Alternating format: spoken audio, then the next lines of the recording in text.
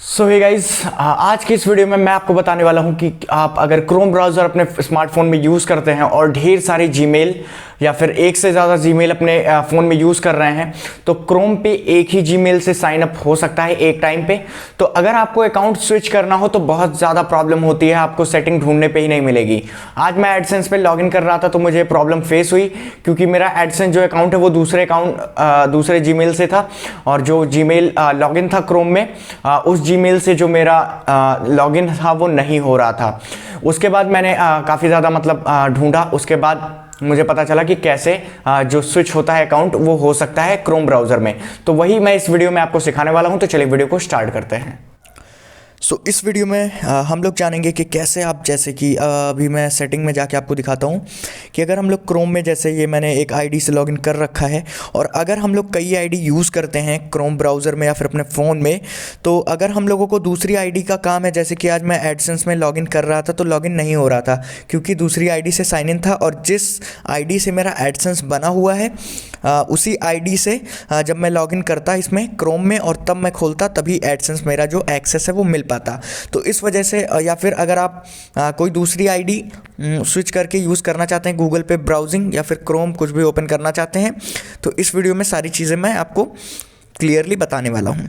तो सबसे पहले आपको क्या करना है, आप सेटिंग में या फिर आप कहीं भी चले जाएंगे तो आपको ये ऑप्शन देखने के लिए नहीं मिलेगा। मैंने बहुत ढेर सारे जितनी भी सेटिंग्स थी सारी ओपन करके देखी, कहीं भी मुझे ये ऑप्शन नहीं मिला। और यहाँ पे आप देख सकते हैं अबाउट क्रोम, लाइट मोड और ये सारी चीज़ें, साइट सेटिंग्स, कहीं भी हम लोगों के ऑप्शन देखने के लिए नहीं मिलता है।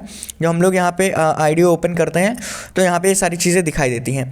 अब हम लोगों को यहाँ पे कुछ नहीं करना है। यहाँ पे अगर हम लोग आईडी पे, मान लिया ये वाली आईडी पे मैं जाना चाहता हूँ तो ये आईडी पे मैंने जैसे ही टैप किया, यहाँ पे मैं जैसे ही जाता हूँ यहाँ पे हम लोगों को कोई भी ऑप्शन नहीं मिल रहा है, जैसे ऑटो सिंक डेटा या फिर कुछ भी है, गूगल है, तो इसको हम लोग ओपन करेंगे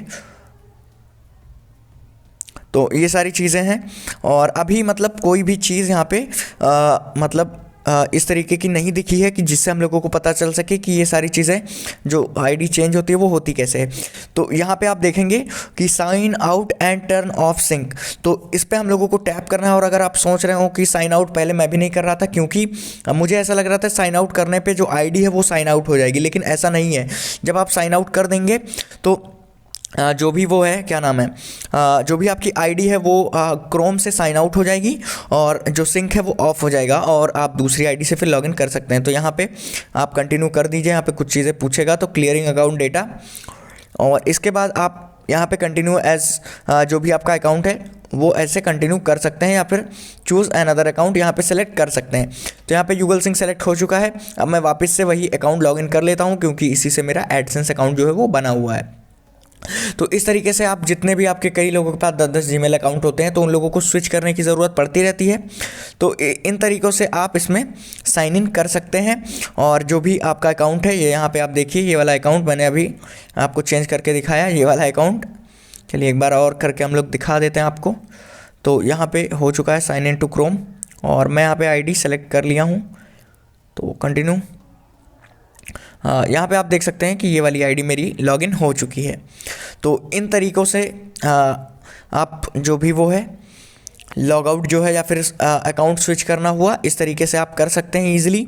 तो उम्मीद करता हूँ आपको सब चीज़ें समझ में आ गई होंगी। अगर आपका कोई डाउट है तो आप मुझसे कमेंट सेक्शन में पूछ सकते हैं, मैं इंस्टेंट रिप्लाई कर देता हूँ।